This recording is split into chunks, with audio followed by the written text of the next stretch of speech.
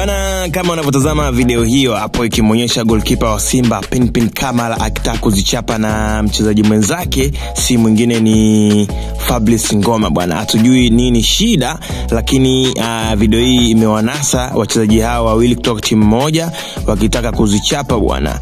Na ilikuwa ni wakati wa half time, mpira ukienda kwenye mapumziko katika mechi yao dhidi ya Berkane.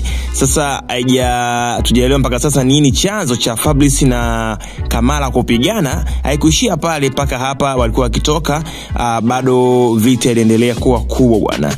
Lakini tunafahamu kupishana ni sehemu ya maisha, hata mkiwa mnaelewana vipi kuna sehemu mnapishana. Sijui nani mwenye shida hapo na tujui nini kilitokea mpaka ikapelekea wachezaji hawa wawili kutaka kupigana bwana. Sasa unaweza kaona ni kwa namna gani ambavyo situation ilikuwa kwenye video ninayokusogezea hapa, na Pinpin Kamara pamoja na Fabrice Ngoma wakiwa wanapishana kauli bwana, na wameweza kukunjana kweli, japo wameweza kuwazuia wasiweze kupigana, lakini inaonekana walikuwa wamekwazana hatua kubwa, hasa Pinpin Kamara. Kama unatazama kwenye video hii hapa, Pinpin Kamara anaonekana kuwa na hasira sana.